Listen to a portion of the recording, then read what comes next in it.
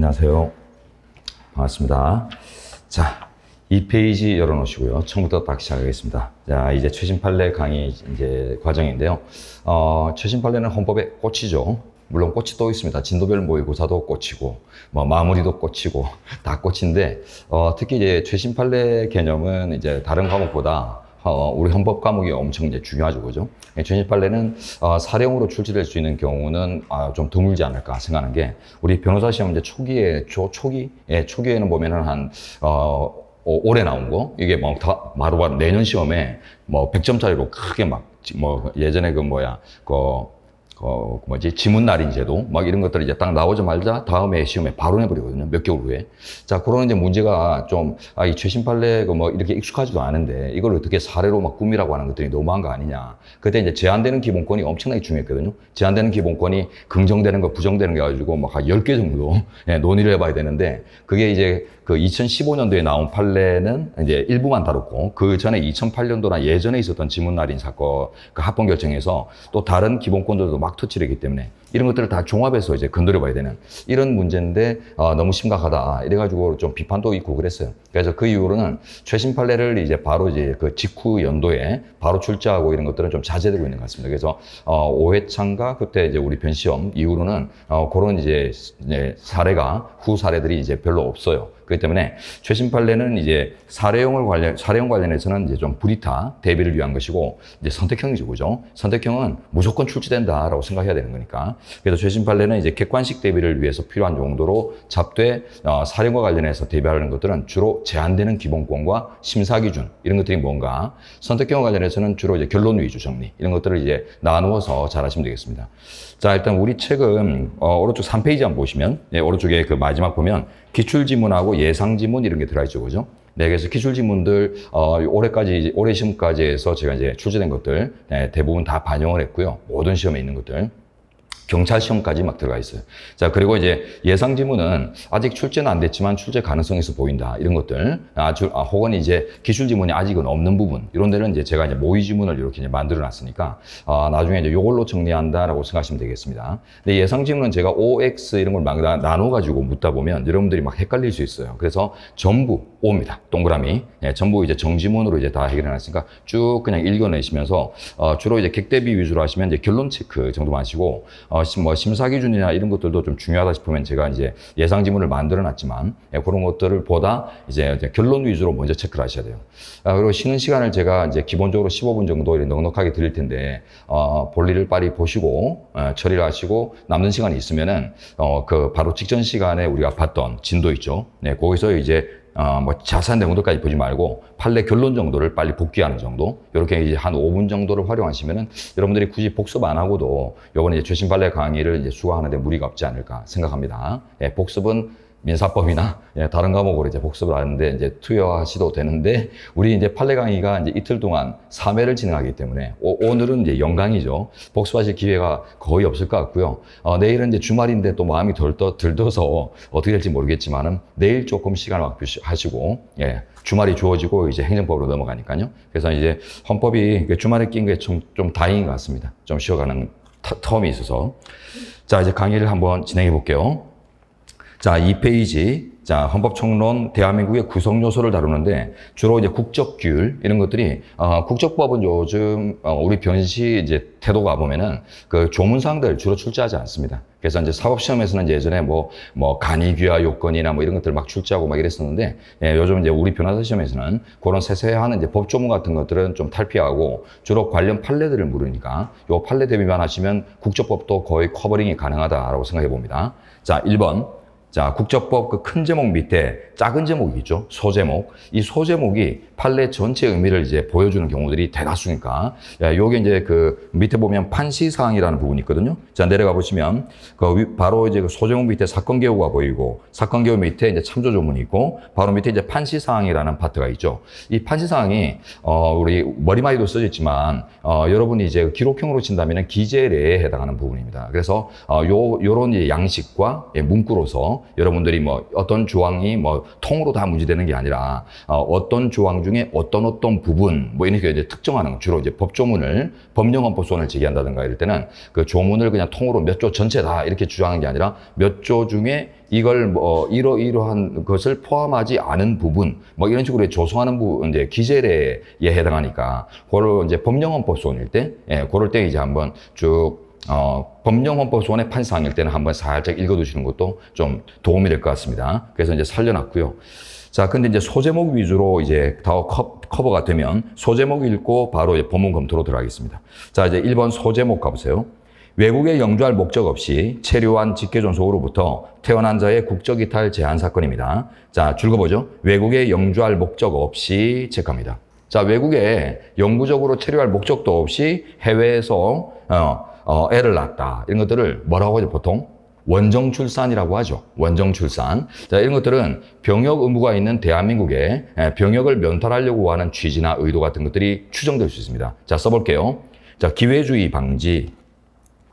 자, 그래서 그 진정성을 확보하기 위한 대책으로서 타당합니다. 자, 기회주의 방지.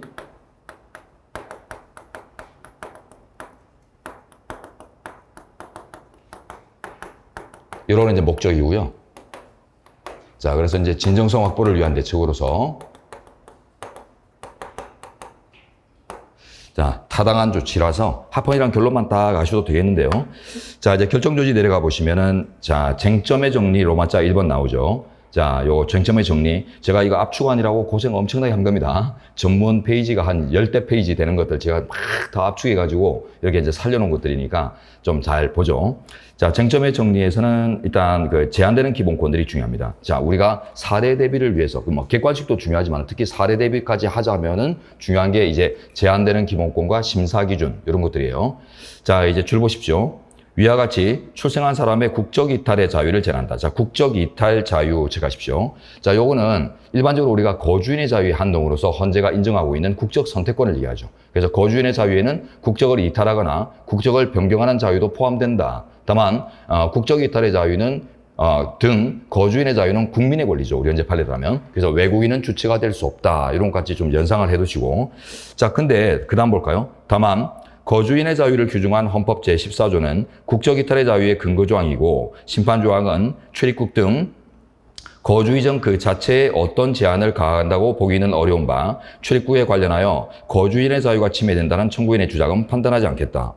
국적이탈의 자유가 거주인의 자유의 내용이라고 했는데 뭐 또 거주인은 문제가 안 된다. 뭔 말일까? 거주인의 자유의 내용이 많잖아요. 예, 그래서 뭐 입국의 자유, 출국의 자유, 뭐 넓은 국내외 이주의 자유를 이제 다 아우르기 때문에 그 중에 이제 국적 이탈의 자유라고 하는 거주인의 자유의 항목이 특정되기 때문에 나머지 이제 거주인의 자유의 제한 문제는 이제 국적 이탈의 관점만 고려되니까 고려될 분야가 아니다. 그걸 표현하는 겁니다. 그래서 오해하지 않으시면 되겠고요. 그래서 국적 이탈의 자유의 제한이다. 요것만 이제 특정이 딱 되면 되겠습니다. 자, 그리고 이제 맨 아래 세 줄 뒤로 가면 이제 연좌죄 금지 위반 주장을 했거든요. 부모 잘못으로 애한테 뭐 국적 그 선택 기회를 차단하는 것들이 타당하냐 해가지고 친족이라는 이유만으로 이게 규제되는 거 아니냐. 부모가 원정 출산했지 내가 원정 출산해달라고 했냐. 태어난 아이가 이제 이렇게 주장하는 거예요. 자, 그런데 이제 보시면 마지막 세 줄 뒤 헌법 13조 3항은 친족의 행위와 본인 간에 실질적으로 의미 있는 아무런 연관성을 인정할 수 없음에도 불구하고 오로지 친족이라는 사유만으로 불이익한 처우를 가하는 경우에 적용된다. 오로지 친족 체크할까요? 위에 줄 뒤에 오로지 친족.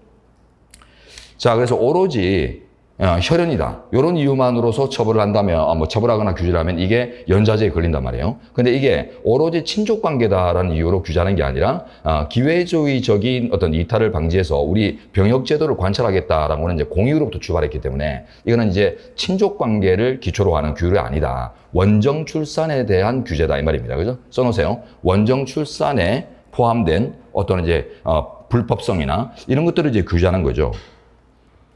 원정 출산의 기회주의성, 기회주의적 성격, 이런 것들의 기초에서 규제하는 것이지, 오로지 친족이라는 이유로, 그죠? 피가 섞였다는 이유만으로 규제하고 있는 이런 내용은 아니라라는 뜻입니다. 다시, 원정 출산의 기회주의적 성격에 기초했다. 이 뜻이고. 연좌죄하고는 상관이 없습니다. 자, 그리고 이제 오른쪽으로 와서 로마자 2번 명확성 원칙 보시는데요. 자, 요거는 논거가 주로 과잉금지하고 명확성 원칙은 이렇게 서로 이제 공유되는 그 경우들이 꽤 많이 있어요. 예. 그 이유가 뭐냐면은 결국 이제 그 너무 포괄적으로 명확하지 않고 너무 포괄적이고 열려 있는 개방적인 개념으로 규제를 하는 것들이 자칫하면은 과도한 규제가 될 수 있는 이런 이제 어떤 연관성, 인과관계가 있기 때문에 그래서 논거들이 이제 중첩되는 경우가 있는데요. 자, 첫째 보시면 복수국적자가 국적이탈을 편법적으로 기피하는 수단으로 이용하는 기회주의적 행동을 방지하려는 입법 취지를 가지고 보니까 그 뜻이 명확하다. 예, 이렇게 이제 봤습니다. 그래서 기회주의적 행동이라는 첫 줄 뒤에 포인트인데, 요게 이제 과잉금지 가면 그대로 나와요. 그래서 과잉금지의 이제 목적의 정당성, 자, 공익, 예, 요런 것들을 고려해서 명확성을 판단하다 보면 그 의미를 특정해 볼 수 있다라고 했고요. 자, 이거는 별로 중요하지는 않습니다만, 이제 기회주의적 행동, 그걸 보기 위한 거예요. 자, 로마자 3번, 과잉금지. 요게 이제 중요하죠. 자, 첫 줄대로 갑니다. 직계존 속에 영주 목적 없는 국외 출생자에게만 일률적으로 이제 그 병역 의무 해소를 국적 이탈의 조건으로 요구하고 있다. 자, 그 영주 목적 없는 정도 체크할까요? 첫 줄 뒤에. 영주의 목적이 없는 원정 출산, 의도적인 원정 출산, 이제 이런 것들만 규제하고 있다는 것입니다. 그래서 그 여비가 한번 써볼게요. 병역 면탈 의도가 추정되는 당사자에 한정되고 있다, 이런 뜻입니다.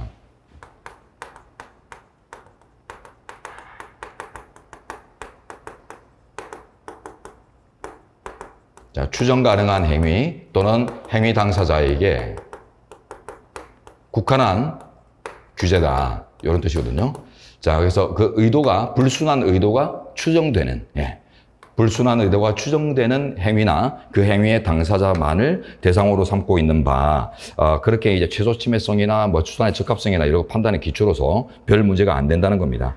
요 정도만 체크해 놓으시면 충분할 것 같아요. 객대비만 하시면 되거든요. 자, 그래서 기출지문 이제 그 밑에 있으니까, 예, 기출지문도 보시면은 이제, 기출지문 한번 보세요. 기출지문.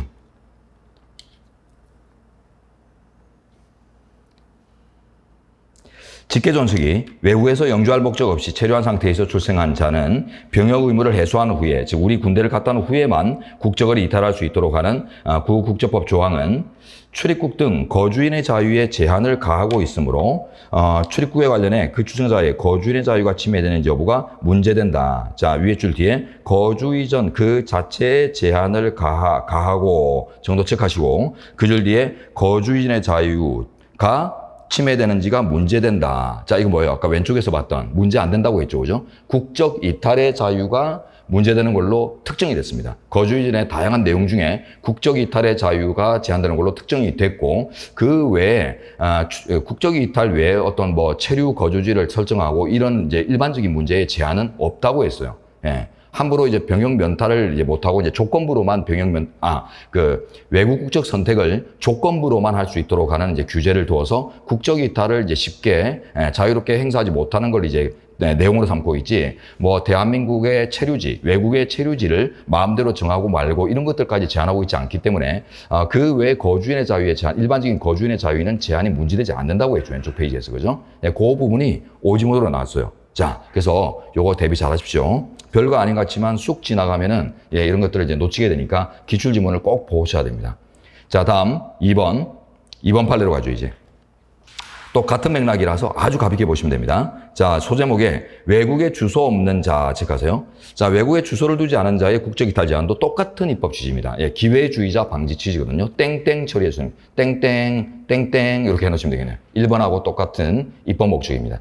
자, 외국의 주소, 즉 삶의 어떤 기초도 외국에 전혀 없는 사람이 대한민국 국적 버릴래요? 예, 미국 시민권 가질래요? 이렇게 이제 선택하는 것들이 결국은 군대만 안 가고 대한민국에 머물래요? 예, 이런 기회주의적인 병역 면탈 또는 국적 이탈, 이런 것들의 이제 의도를 또 추정할 수 있는 사안이기 때문에, 그래서 이제 입법 목적이 정당하고 합헌이 나옵니다.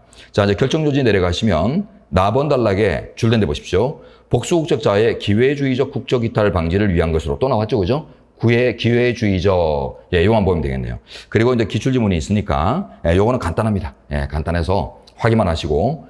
자, 이제 3번 판례로 갑니다. 이제 한국헌법의 기본 원리 쪽인데요. 소제목, 성인 대상 성범죄자 차등적 취업 제한 사건인데, 자, 소제목에 차등적 체크합니다. 요게 선례가 있죠.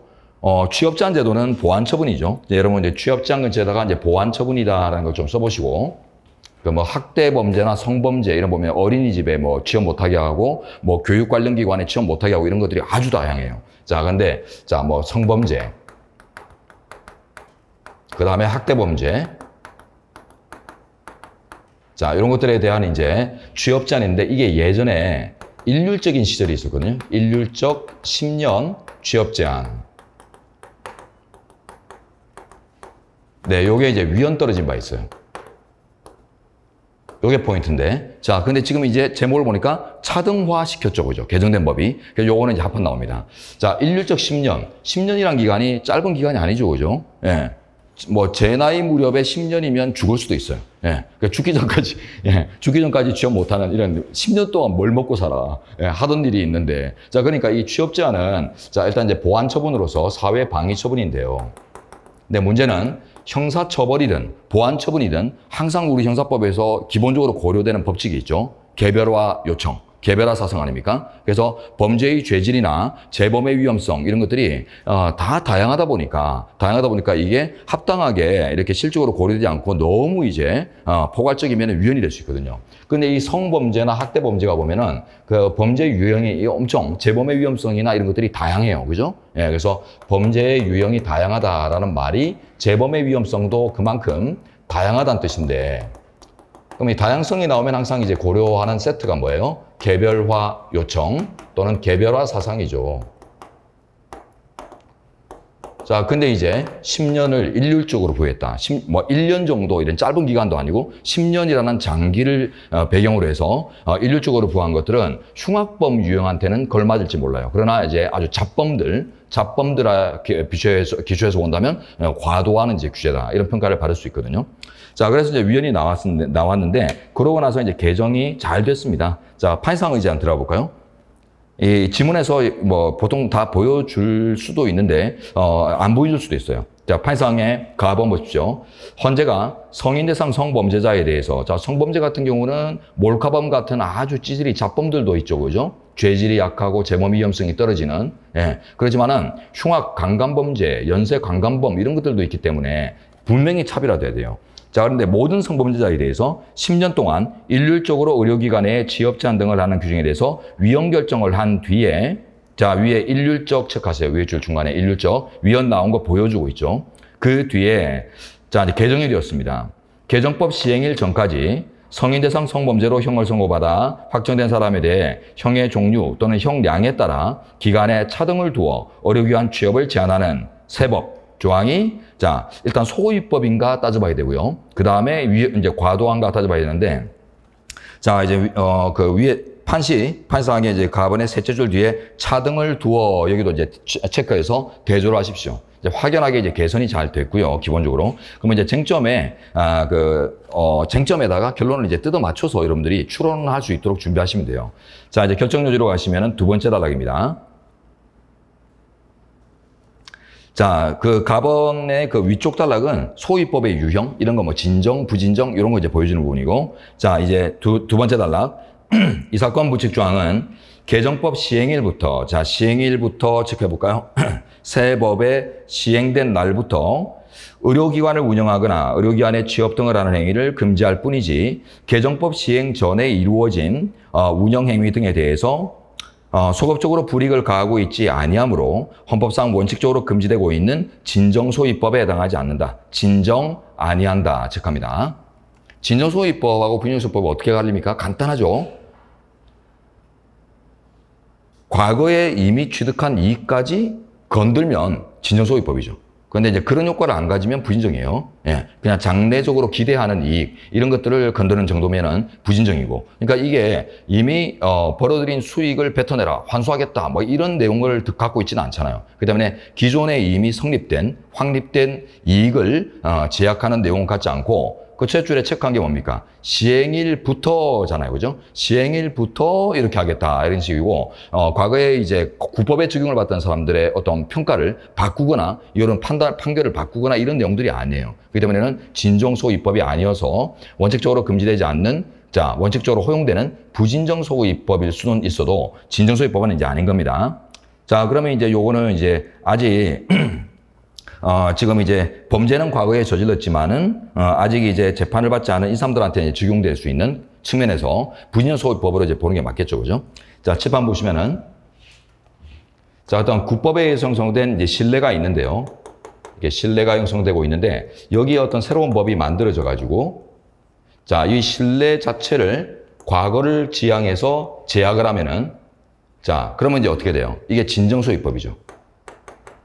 진정소급. 그러면 이제 미래에 향해서 이렇게 이제 제약을 하게 되면 자, 요거는 이제 부진정소급이죠.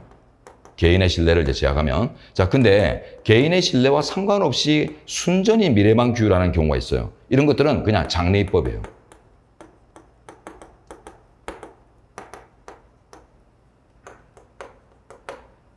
맞습니까?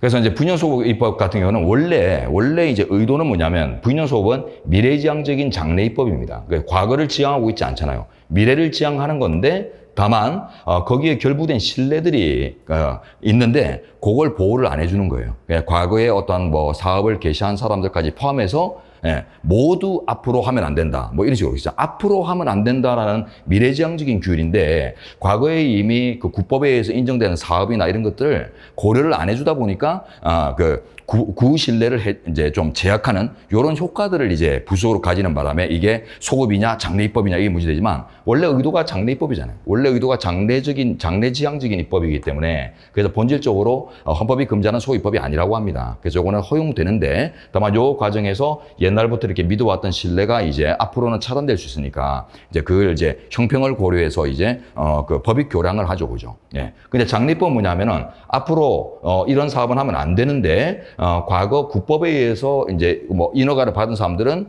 해도 된다. 이런 식으로 이제 그 과거의 지위들을 보호해주면서 장래적 규율을 하게 되면 요거는 이제 순수한 장래입법이라서 별 문제가 없어요.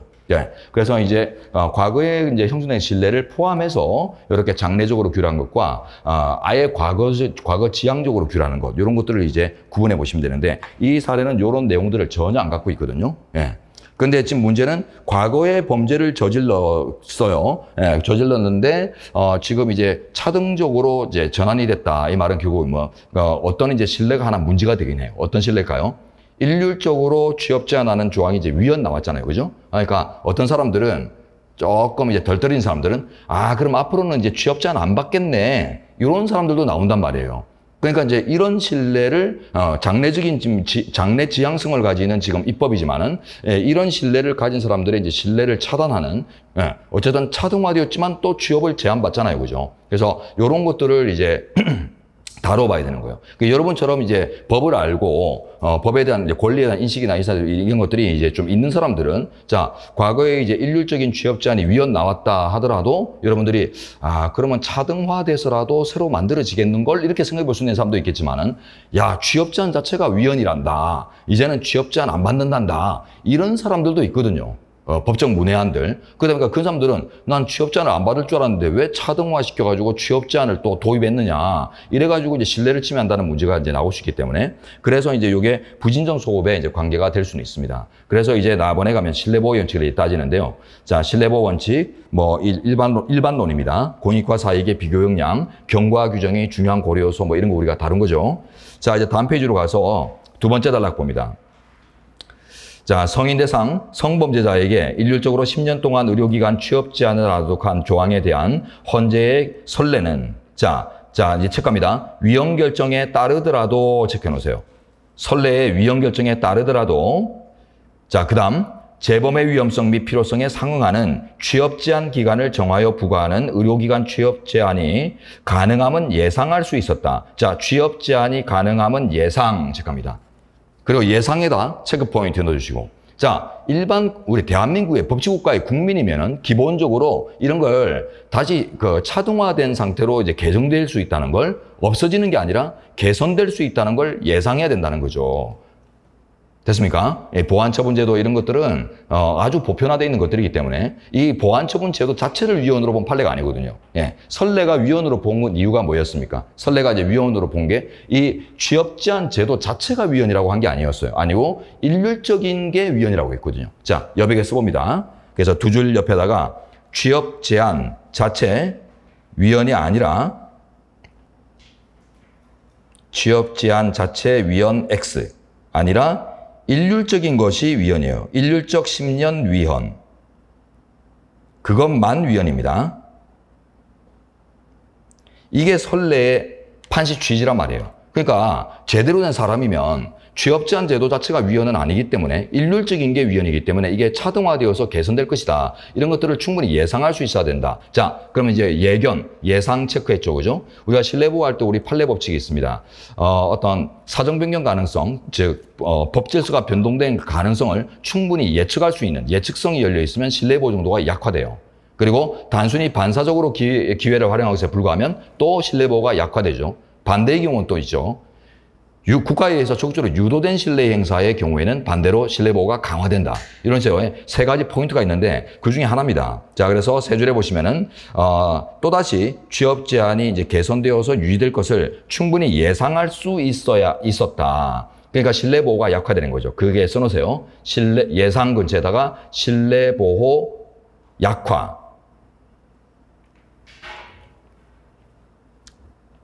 그럼 끝났네요. 그죠? 예, 공익이 앞서는 거네. 그러면 실내보호가 다운돼 버리니까. 자, 그래서 이제 합헌입니다. 자, 그 밑에 또 한 번 더 보태서 우리 현재가 이제 확실하게 이제 짚는 데 보세요. 자, 넷째 줄 줄인데, 향후 성인 대상 성범죄자에게 의료기관 취업 제한이 없을 것이라는 기대는 정당한 신뢰 내지 헌법상 보호가치 있는 신뢰로 보기 어렵다. 아예 그냥, 다운돼 가지고 인정이 안 된다고 해버렸어요. 예, 신뢰보호가 이제 약화되는 기준 내에서도, 더 이상 들여다볼 필요 정도로 그냥 약화를 넘어가지고 아예 그냥 소멸된다. 이렇게 봐버립니다. 자, 요거 이제 체크하시고요. 그리고 좀 시험은 아주 간단하게 나옵니다. 결론 위주로 나오고 있고. 자, 그 다음에 이제 정당제도로 가시고, 이 풀이하는 구조가 지금 잘 잡혀야 돼요. 선례의 취지가 뭔지, 그러면 앞으로 이제 이런 제도가 없어질 것이라는 기대를 인정할 수 있는지, 인정할 수 없다. 선례가 이 제도 자체를 위헌으로 보지는 않았기 때문에 이런 것들이 이제 중요한 신뢰의 바탕이 돼요. 자, 이제 정당제도 가봅니다. 4번 판례. 자, 요거는 안에 뭐 안 보셔도 돼요. 그 소제목만 딱 보시고 다 합헌입니다. 뭐 정당 등록제도, 정당 명칭 사용 금지. 이제 정당으로 등록하지 않으면 정당이라는 용어를 사용하면 안 되거든요. 자, 그다음에 지역 정당 배제 취지의 뭐 5천 주소 뭐 이런 그 시도당 요건들 뭐 이런 것들이고요. 법정 당원수 이런 것들인데, 자, 일단 여러분 앞에 자, 두 개 정당 등록과 정당 명칭 사용 금지 함께 줄거 볼까요? 요게 결국 전체로서 정당 등록제도입니다. 현행법상 정당 등록제도. 등록제 관철 취지에서 등록하지 않은 일반 사회집단은 정당이라는 이름 쓰지 말라고 하는 거거든요. 자, 그 다음에 뒤에 지역정당 법정당원수 함께 줄거보시고 요게 법정 시도당 요건이죠. 법으로 정해져 있는 시도당 요건에서 요거는 조문 문제도 나오기 때문에, 자, 법정 시도당 요건에 괄호해서 이렇게 두 문자 좀 써놓으세요. 5천 주소라고 해서 5개 이상의 시도당을 둬야 되고 각 시도당마다 1000명의 당원을 둬야 되며 그 당원들은 해당 지역의 주소까지 둬야 됩니다. 이게 이제 보면 이게 이제 지역정당 배제 취지 5개 이상 둘 것, 지역정당 배제, 각 시도당 1000명씩 둘 것, 이게 이제 군소정당 배제 취지.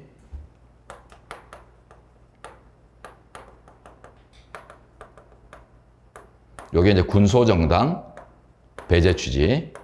그리고 요게 이제 진성당원 확보 취지. 여러분 키노트 특강할 때 해드렸어요. 키노트에 자료 있을 겁니다. 키노트에 자료 있을 거예요. 정당제도 가면은. 자, 그래서 키노트 들으라고 이제. 들어야 돼요. 키노트. 듣지 않더라도 봐야 돼. 예. 5천 주소 이게 키노트에 두 문자로 있거든요. 예. 자, 그거예요. 이게 근데 옛날부터 합헌이에요. 전부 다. 계속 이제 합헌이었고, 요 이제 판례도 그 선례를 그냥 받아들이는, 인용하는, 요런 내용이기 때문에 특별히 볼 게 없다는 것입니다. 그래서 정당 등록제도 옛날부터 합헌이었어요. 그래서, 이제 썼죠. 그럼 정당 등록제라고 썼죠. 합헌. 자, 그 다음에 법정 시도당 요건 써놨죠. 합헌. 선례가 이미 존재하고요. 그래서 여기 뭐 별다른 사정이 없으니까 선례를 뭐 변경할 이유가 없다. 그게 답니다. 자, 이제 통으로 넘겨버리시고 기출지문만 확인해 보십시오. 자, 그 다음에 선거제도로 가서 5번 제도 파트는 이제 판례가 특별한 게 잘 없어요. 자, 이제 소제목 보시면 연설 대담 장소에서의 질서문란행위를 금지하는 공선법이 합헌 나왔는데요. 자, 질서문란행위 금지 적어놓으세요. 자, 뭐 유세장 이런 데 막 들러가지고요. 막 뭐 이것들이 뭐 하는 짓이야 하면서 막 이제 깽판 치고, 예, 이런 거 금지하는 거예요. 예, 이거는 일반적으로 이제 선거운동을 규제하고 이런 거하고는 차원이 다릅니다. 예, 그래서 화한, 인쇄물, 광고물, 뭐 설치물, 이런 걸 통해서 뭐 집회 방법으로 선거운동 못하게 하는 이런 것들은 막 위헌 나오고 이러거든요. 근데 요거는 선거운동을 규제하는 게 아니라 선거운동을 방해하는 걸 규제하는 거예요. 그죠? 질서문란행위 규제. 그죠? 네, 그렇기 때문에 요거는 들여다볼 것도 없이 합헌입니다. 그래서 법에 따라서 이제 온당하게 진행되고 있는 어떤 연설, 대담 이런 이제 절차를 망치려고 하는 이런 시도들을 규제하려고 하는 것입니다. 자, 근데 여기서 이제 조금 문제된 거는 판상 내려가시면 가번에 첫 줄 내보세요. 자, 공개 장소에서의 연설, 대담 장소에서 여기 한번 적어볼게요. 기타 어떠한 방법으로도 이 정도 적어볼까요? 자, 여기 이제 약간 예시적인 입법이 이제 들어가 있다 보니까 예시적 입법이 들어가면 항상 명확성 원칙이 쟁점이 돼요. 그래서 기타 어떤 방법, 그 밖에 어떤 행위, 뭐 이런 것들. 요번에 올해 변호사시험 객관식에서도 이제 예시적 입법의 논리 나왔죠. 그죠? 그 앞에 들고 있는 사례 조항과 뒤에 기타 이후에 이루어진 이런 아주 일반적으로 개방되어 있는 이런 개념 조항들이 서로 이제 의미 연관성을 가질 수 있으면 명확하다. 예, 이런 이제 판례 법칙이 있거든요. 그래서 여기서도 이제 문제가 없었습니다. 자, 그래서 여러분은 결정 요지의 첫 번째 줄 보시면 자, 기타 어떠한 방법으로도가 하면서 나오는데 뭐 앞에 어떤 그 사례 조항 부분들하고 이제 겹쳐 보니까 별 문제 없다. 예, 이렇게 본 거니까 예, 특정하지 마시고 자, 넘깁니다. 자, 그리고 이제 나번 단락으로 내려가시면은 자, 이제 넷째 줄 보죠. 만약 연설 자체를 방해하는 정도에 이르지 않는다는 이유로 질서문란 행위가 허용된다면 원활한 연설이나 대담을 확보할 수 없을 뿐만 아니라 경우에 따라서는 선거운동을 방해하는 수단으로 악용될 우려가 크다. 예, 이런 정도만 한번 읽어보죠. 그래서 기타 하다 보니까 적용 범위가 질서문란 행위의 정도를 이렇게 뭐 아주 뭐 특정해가지고 이제 뭐 어떤 질서문란 행위 이런 식으로 정하지 않고 좀 약한 유형들까지도 다 이제 포괄할 수 있는 이런 이제 규정들이 이제 위헌 아니냐 했더니 뭐라고 해요? 좀 이제 막 직접적인 연설회를 망치는 정도까지는 아닐지라도 어떻게든 이제 원만하게 의견을 제출하고 서로 이렇게 의견을 나누고 하는 과정들을 조회할 수 있는 모든 것들을 규제할 필요가 있다는 겁니다. 선거의 공정을 위해서. 자, 질서문란행위 규제 합헌이라는 결론만 챙겨내시면 됩니다. 예, 논거 묻는 문제들이 못 나올 거예요. 이런 것들은. 6번하고 7번은 안 볼 겁니다. 이거는 결론만 딱 체크하시면 되는데 지금 이제 기출 지문이 형성이 안 되고 있거든요. 이거는 지금 뭐 올해 나온 것도 아니고 2023년도 건데도 아직 기출 지문이 없단 말은 요거는 이제 뭐 아직은 그렇게 관심사가 큰 분야가 아니란 뜻이고 근데 이제 요거는 이제 왜 또 그래도 약간 이슈가 되는데 그래서 결론은 지켜하셔야 돼요. 자, 이제 소제목 보시면 6번. 자, 사전투표용지 정도 적어볼까요? 사전투표용지. 자, 그리고 오른쪽에 7번 판례 소제목도 사전투표용지 정도만 체크하십시오. 그러면 이제 6번으로 다시 와서 사전투표 그 용지에다가 한번 써볼게요. 어떤 이슈가 있는지. 계엄 이슈죠. 계엄 이슈. 예. 자, 써봅니다. 부정선거 음모론 주요 쟁점이 됩니다. 부정선거 음모론 이슈라고 써놓으세요. 그래서 부정선거 음모론자들이 보면은 지금 사전선거, 사전투표, 이게 뭐 투표용지 뭐 관리나 뭐 이런 것들 때문에 직접 도장 찍는 방식이 아니라 뭐 바코드로 막 부여해가지고 뭐 이런 방식들이 다 이제, 선거권에 온 사람들이 막 투표하고 대리투표하고 이런 것들을 막 조장한다 이러면서 문제 삼잖아요. 판례는 다 문제 없다고 했습니다. 다 문제 없다. 그래서 바코드 방식이라고 해서 통제가 없는 게 아니기 때문에 다 이제 관리자들이 서로 확인하고 통제한 절차 같은 것들이 다 있기 때문에 문제되지 않는다고 하는 합헌 결정입니다. 자, 그래서 예상 지문 정도 읽으시면서 뭘 묻는구나 이 정도만 아시면 돼요. 사전투표제도 일반적으로 합헌입니다. 예. 자, 그리고 이제 8번 판례로 넘어가세요. 자, 요거는 이제 여러분들이 좀 본 판례인데요. 소제목 지방공사 상근 직원 선거운동 금지 사건입니다. 자, 상근 직원 체크하죠. 그리고 그 밑에다가 비교 표시해서 상근 임원을 붙여 놓으십시오. CF 자, 상근 임원. 이게 이제 문제인데, 임원하고 일반 직원은 여러분들이 충분히 급을 구분할 수 있죠, 그죠? 임원급들은 말 그대로 조직을 지휘하고, 조직을 지배해서 선거판에 악용하고 이럴 수 있는 어떤 힘이 있어요. 그러나 일반 샐러리맨들, 그 조직을 동원할 수 있는 지배력이나 이런 것들이 현격하게 차이나기 때문에 선거운동에 참여를 금지하는 것들도 고려가 필요한데, 임직원 모두를 금지하는 바람에 직원 부분이 위헌이 나왔습니다.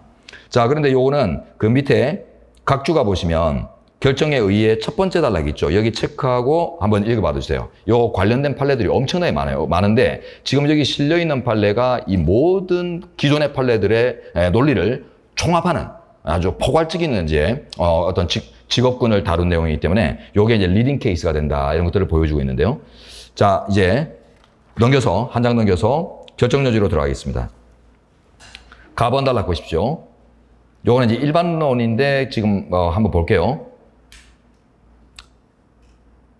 자, 이제 위헌법률 심판에서 소송 참가 이런 것들이 인정될 필요가 있겠는가 그런 건데 결론적으로 위헌법률 심판에는 소송 참가 제도가 인정되지 않습니다. 우리 판례에 따르면. 자, 첫 줄 규범 통제 절차인 헌재법 41조에 의한 위헌법률 심판에 있어서는 자, 위헌법률 심판 체크하시고 대립 당사자 개념이 성립이 안 돼요. 대립 당사자 정도 체크합니다. 당사자 구조가 없어요. 왜냐하면 국가기관인 법원의 제청으로 헌법재판소가 그냥 심리하는 거예요. 그냥 법률의 내용을 심리하는 것이지 이게 어떤 원피고 뭐 이런 당사자처럼 트라이앵글 구조를 이루고서 공격 방어권을 갖는 이런 구조가 아니거든요. 그래서 위헌법률 심판은 대표적으로 그 소송 당사자 개념이 성립되지 않는 이런 거예요. 법원이 그냥 요청, 좀 위헌인지 아닌지 좀 봐주세요 하고 요청하면은 법원이 심리에 가담하지도 않아요. 아죠? 요청권만 딱 가지고 던지면 돼요. 던지면은 헌재가 그냥 직권으로 혼자 심리하는 거예요. 이게 이제 위헌법률 심판이지 소송 당사자의 뭐 구두변론이나 공격 방어, 반대 신문 이런 걸 통해 가지고 옳고 그름을 따지는 이런 장치가 아니거든요. 그러다 보니까 이거는 어떤 당사자의 어떤 그 이해관계, 결과에 대한 어떤 이해관계나 합의를 확정의 필요성이나 이런 이제 참가의 그 이익들이 전혀 없습니다. 그래서 이제 이거 보면은 자, 대립 당사자 개념을 상정할 수 없을 뿐만 아니라 보조 참가인에게 이른바 절차적 효력을 미치게 할 필요성도 존재한다고 볼 수 없다. 그냥 대립 당사자 개념이 없기 때문에 필요성이 없는 거예요. 예. 자, 그래서 여기서 이제 보조 참가 신청은 받아들이지 않았던 이런 쟁점이고요. 근데 이제 여백에서 봅니다. 여백에 CF하고 그러면 위헌심사형 헌법소원은 어떻게 될까요? 위헌심사형 헌법소원 줄여서 이제 위헌소원이라고 하는데 헌재법 28조 2항의 위헌소원. 요거는 불법형 규범통제죠. 실질이. 예, 그래서 위헌법률 심판의 이제 아류작이다. 우회적인 절차다. 이렇게 이제 실질을 부여하는데. 그러니까 결국 이제 위헌법률 심판하고 실질이 똑같거든요. 네, 그런데 그럼 요거는 참가가 또 인정돼요. 왜냐면, 신청인이 있고, 또 피청구인이 있고, 이런 이제 그 관련성이 있어요. 그러다 보니까, 자, 요거는 이제, 일단 구조적으로 당사자 구조가 존재합니다. 그래서 허용되고 있어요. 당사자 구조가 존재해서, 대립 당사자 구조가 존재해서, 자, 참가를 일반적으로 적극적으로 우리 헌재가 허용하고 있습니다. 소송 참가 제도를. 자, 당사자 구조가 있냐 없냐가 중요한 거예요. 얘는 이제 성립돼요. 어떻게 됩니까? 법원에 위헌 재청 신청을 했더니 거부당했다. 그러면 그 소송 당사자가 이제 법원에 헌법소원을 청구하게 돼 있거든요. 헌법소원. 예, 그러니까 헌법소원은 기본적으로 청구인과 피청구인 이런 이제 개념들이 성립될 수 있는 구조를 갖고 있기 때문에 헌법소원의 구조로서 불복하게 돼 있기 때문에 그래서 헌법소원의 구조를 이용해서 불복하는 측면에서 요거는 이제 당사자 구조가 성립이 된단 말이에요. 그래서 참가를 논의합니다. 이게 이제 인정됐던 대표적 사례가 여러 사례가 있는데 최근에 대표적인 게 2020 헌바 234 사건이에요. 요 우리 책에도 있는 판례인데 요거는 이제 쟁점을 제가 이제 빼버렸어요. 네, 보유참가 뭐 이 쟁점은 이제 그 판례 가면 이제 내용이 없는데 하여튼 요런 대표적인 판례들을 통해서 여러 군데서 이제 인정하고 있습니다. 자, 그리고 이제 내려갑니다. 나번. 네, 이런 문제가 이제 객관식으로 나오기는 쉽지 않을 것 같은데 나올 수도 있습니다. 예. 뜬금없이. 자, 이제 나번으로 내려가면 자, 이제 제한되는 기본권이 두 줄 뒤에 당연히 선거운동 금지니까 선거운동의 자유를 제한하죠. 그러면 선거운동 나오면 항상 짚어야 되는 우리가 사례 공부할 때도 마찬가지 이제 연달아 나오겠네요. 자, 줄 보시면 선거운동은 국민주권 행사의 일환이다. 뭐 국민주권 이런 거 이제 쓰면 좋겠고, 그죠? 일환일 뿐만 아니라 정치적 표현의 자유의 한 형태다. 이게 제일 중요하죠. 정치적 표현의 자유. 표현의 자유. 표현의 자유. 그렇기 때문에 그에 대한 규제 입법에 대해서는 아랫줄 엄격한 심사 기준이 적용돼야 한다. 엄격한 이런 게 이제 살아나야 되죠. 민주주의의 초석을 이룬다. 표현의 자유. 자, 그러면 이제 위헌 나올 가능성들이 높아집니다. 자, 이제 다음 단락으로 가세요. 자, 지방공사의 상근 임원이 될 수 있는 자료는, 자, 상근 임원 체크할까요? 아까 비교가 필요하다고 했죠. 자, 사장, 감사, 이사 뭐 이런 존재들인데 몰라도 됩니다. 그죠? 여러분 뭐 일반 기업의 어떤 임원급하고 똑같은 거예요. 자, 근데 이런 사람들은 힘이 세다는 거지. 그래서 아주 보시면은, 자, 이들은 공사를 대표하면서 그 업무를 총괄하여, 자, 업무를 총괄 정도 칠해볼까요? 결국 지배자다. 네, 그래서 그런 반면에 이제 네 줄로 갑니다. 반면 지방공사의 상근 직원은, 자, 상근 직원 체크하세요. 단순 직원은 상근하고 비상근은 의미차가 없어요. 상시적인 근로제공 의무를 부여받는가 차이만 있거든요. 그래서 매일 출근해야 되는가, 아니면 이제 부를 때만 가면 되는가, 뭐 필요할 때만 나오는가, 이 차이만 있을 뿐이지, 결국 직원으로서 일반 봉급쟁이라는 측면에서 똑같거든요. 그래서 상근하고 비상근을 이제 구분을 하긴 했는데 구분의 필요가 실익이 없다고 봅니다. 그래서 이런 이제 일개 직원들은 아래 보시면은 두 줄 뒤로 내려가죠. 그 기업 조직에 관여하거나 실질적인 영향력을 미칠 수 있는 권한이 있다고 인정하기 어렵다. 실질적인 영향력 체크하세요. 없다는 거예요. 없다. 그렇다면 이런 존재들은 선거의 공정 면에서 볼 때 위험한 존재들이 아니기 때문에 국민의 적극적으로 보장되는 정치적 표현의 자유를 최대한 보장하려는 방향에서 접근해야 될 것인데 너무 천편일률적으로 편의적으로 규제만 했다. 그래서 이제 이 부분이 위헌이 떨어집니다. 그래서 이제 맨 마지막에 줄인데 직급에 따른 정도만 체크해 볼까요? 마지막 줄인데 첫 줄 정도. 예, 직급에 따라서 그러면 이 직원들 중에도 또 상대적으로 직급이 좀 높은 사람도 있을 거고 아주 핫바리도 있을 테니까 이런 걸로 조금 구분하는 이런 대안들도 있을 수 있는데 그런 대안마저도 선택하지 않은 게 과도하다는 것입니다. 자, 그다음에 이제 오른쪽에 9번 판례로 가보죠. 9번. 자, 종교단체 내 직무상 지위 이용 선거운동장 사건인데, 자, 종교단체 내 직무상 지위 이용 체크해 놓으십시오. 일단 종교 분야가 나가기 때문에 제한되는 기본권이 종교의 자유가 제한될 것인가? 안 됩니다. 자, 종교 자유 X 써놓으세요. 겨우 이것도 선거운동 제한이기 때문에 정치적 표현의 자유의 제한으로 접근하면서 자, 종교의 자유는 상관이 없다라고 했습니다. 그리고 이제 소제목 뒤에 선거운동 제한 또 체크해 보십시오. 그럼 어떤 기본권이 바로 떠올라야 돼요? 정치적 표현의 자유, 그냥 표현의 자유 떠오르면 되죠, 그죠? 선거운동, 자, 표현의 자유, 동그라미. 자, 이렇게 제한되는 기본권을 바로 사실관계에서 우리가 바로 잡아낼 수 있습니다. 자, 주로 종교단체 내부의 목사나 전도사나 권사, 장로 이런 지배자급들, 종교 지도자들 이런 분들의 어떤 정치적인 행동들이 그 믿음과 신뢰로 이렇게 똥똥 뭉쳐진 공동체 내에서는 그 파급성이 워낙 크거든요. 정광훈 목사나 세이브 코리아나 이런 이제 행동들을 보십시오. 그러니까 이런 것들 때문에 국민들의 올바른 어떤 그 판단 과정이 요구되는 이런 선거 절차에서 왜곡이나 모순이 초래되는 걸 방지하기 위해서 둔 조항입니다. 합헌은 이미 예정이 된 것 같고요. 자, 이제 결정 요지로 넘어가시면 17페이지로 가십시오. 자, 답원 가겠습니다. 답원 단락. 자, 이 조항은 선거의 공정을 달성하려는 것이다. 줄 보죠. 성직자, 신도조직의 대표자나 간부 등 종교단체 내에서 일정한 직무상 행위를 하는 사람이 종교적 신념을 공유하는 신도에게, 자, 신념을 공유하는 공동체, 끈끈한 공동체 이런 뜻이거든요.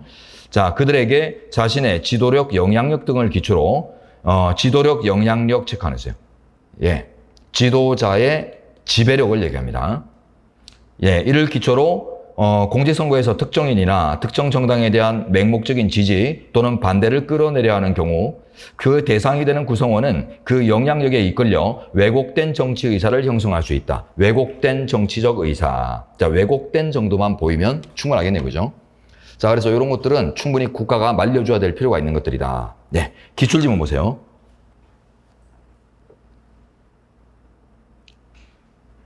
자, 기출지문 보십시오. 세 줄 뒤로 갑니다. 종교의 자유가 직접적으로 제한된다고 보기는 어렵다. 죽어놓으세요.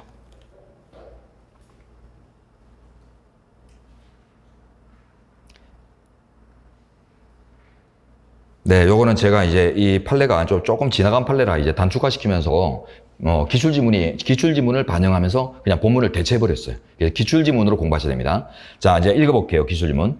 종교적인 기관, 단체 등의 조직 내에서의 직무행위를 이용해 그 구성원에 대해 선거운동을 하거나 하게 할 수 없도록 한 공선법은 종교적 신념 자체 또는 종교의식, 종교교육, 종교적 집회결사를 제한하는 내용을 담고 있지는 않으므로, 그죠? 선거에 공정을 해칠 수 있는 어떤 행위를 하지 말게 하는 거지, 어떤 종교 활동이나 종교적인 신념 형성이나 종교와 관련된 신념 형성, 자, 신이 있냐 없냐, 내 신은 누구냐, 이런 걸 형성하고 하는 걸 규정하고 있는 건 아니잖아요. 그죠? 예.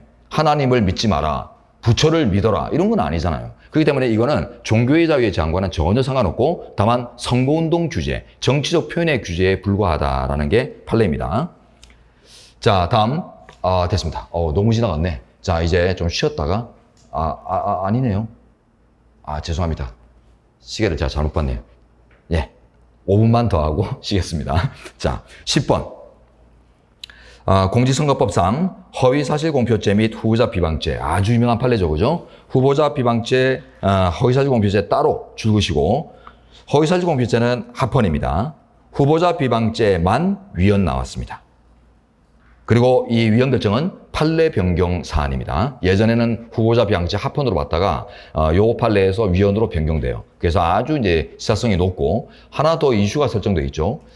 이재명 전 대통령이 이제 요 조항 때문에 몸살 알았죠, 그죠? 골프장에서 찍은 사진 뭐 이런 것들 때문에, 그죠? 아니, 골프는 같이 쳤고 기념사진도 같이 찍었는데 이 사람을 몰라요? 예, 저는 모릅니다. 그죠? 아니, 모르고 찍을 수도 있겠지, 안 그래요? 예. 나하고는 안 친한데 뭐 다른 그 사람하고 친해가지고 옆에 붙어서 찍을 수 있을 거 아니에요. 근데 어쨌든 뭐 공격하라는 자와 방어하려는 자들이 너무 이제 극단적으로 공격하고 극단적으로 막아내다 보니까 이게 국민들도 아리송한 이런 상황이긴 해요. 예, 어쨌든 간에, 그때 이제 허위사실 공표, 요게 특히 이제 허위사실 공표죄 이게 문제가 됐거든요. 예. 그 이재명 쟁점은 허위사실 공표죄 쟁점인데, 근데 이게 이제 한 조항입니다. 한 조항이기 때문에, 같은 이제 이슈가 열려있다고 생각이 되고요. 그래서 이제 허위사실 공표죄 이거 개정하려고 시도했죠. 더민주 측에서. 그래서, 말도 안 되는 걸로 자꾸 이제 허위사실 공표에 사람들이 걸리게 만드는 악법이다 해가지고 이걸 요건을 이제 강화시키려고 지금 이제 개정을 추진했는데, 그게 지금 어떻게 되는지는 잘 모르겠습니다. 한참 개정 추진 발의하고 하다가 지금, 수면에 잠겨가지고 지금 어떻게 될지 모르겠는데요. 일단 합헌 나와 있다는 거. 자, 이제 결정의 의의 내려가시면은 그 첫 번째 항목이 보면 허위사실공표죄는 옛날부터 계속 합헌이 반복되고 있어요. 이 사례에서도 합헌인데, 그 밑에 이제 비방금지 조항은 옛날에 합헌으로 봤다가 요 사례에서 이제 비로소 위헌으로 변경됐다. 요 이제 경과를 보여주는데 안 읽어도 됩니다. 예, 금방 소제목 보고서 설명드린 내용 그 자체예요. 자, 그러면 이제 선례들이 반복되어 왔다는 부분이라서 이슈가 있다는 건데, 자, 오른쪽에 결정 요지로 가볼게요. 로마자 2번. 허위사실 공표 금지는 볼 필요도 없습니다. 허위사실의 명확성, 요 정도가 이제 쟁점인데, 누가 봐도 진짜 아는 게 다 가짜 아니에요, 그죠? 진짜 아닌 게 허위다라는 거는 대법원 판례를 통해서 이미 확립되어 있는 논리고 사전적 개념이기 때문에 명확하고요. 그래서 요거는 포괄적이고 지나친 규제가 아니다라고 이제 평가됩니다. 자, 그런데 이제 로마자 3번에서 판례가 변경되죠. 이 사건 비방 금지 조항. 첫 줄, 이 조항의 비방의 개념은 바로 밑에 보세요. 헐뜯는 것을 의미한다. 헐뜯는 것 정도 체크. 남을 헐뜯는 거죠, 비방. 명확합니다. 명확성 원칙에 위반되지 않는다. 체크. 명확성 원칙 않는다. 오지문 나옵니다. 위헌이란 결론만 딱 갖고 있으면은 명확성 원칙에 위반되어 위헌이다 이러면 맞는 줄 안단 말이에요. 그 지문이. 명확성 원칙은 위반이 아니었어요. 예, 헐뜯는 것. 그런데 이제 과도합니다. 이제 네 줄로 가보시면 앞쪽에 이제 선거운동 규제니까 이제 정치적 표현의 자유의 침해가 문제되겠고요. 자, 표현의 자유의 규제에서는 엄격한 기준을 적용해야 되겠죠. 자, 아래줄 뒤로 가면, 그런데 비방 행위가 허위 사실에 해당하는 경우라면 허위사실 공표죄로 처벌하면 족하고, 이런 조항이 따로 필요가 없을 겁니다. 그죠? 경우수. 자, 비방의 내용이 허위의 내용이라면 허위사실공표죄가 있잖아요. 그렇기 때문에 이거는 허위사실공표죄로 처벌하면 되는 거지 비방금지 이런 것들이 따로 있을 이익이, 실익이 별로 없다는 겁니다. 그리고 또 반대로 허위가 아닌 진짜 사실에 대한 경우라고 하더라도 후보자가 되고자 하는 자는 스스로 반박함으로써 유권자들이 그들의 능력과 자질 등을 올바르게 판단할 수 있는 자료를 얻을 수 있게 해야 할 것이다. 자, 이게 후보자 자신이 그걸 반박하고 어떻게 소명해낼 수 있는 이제 기회를 갖는 것이 우선이지 이걸 막연히 형사처벌하는 것들이 옳지 않다라는 걸 보고 있는데요. 자, 후보자는 이미 경쟁에 참여하기를 의도한 사람들이죠. 그죠? 경쟁이란 게 어떤 겁니까? 후보자 경쟁이란 게 서로 헐뜯는 거 아니에요. 맞습니까? 문제 제기하고 의혹 제기하는 것. 네. 그런데 지금 이런 규제는 결국 이제 뭐가 문제냐면 자, 경쟁자 간에 경쟁 후보자 간에 아주 이제 일반적이고 단순한 문제 제기, 의혹 제기 마저도 금지하고 있는 거예요. 그걸 형사처벌하고 있는 것입니다. 이게 이제 부당한 거예요. 부당하다.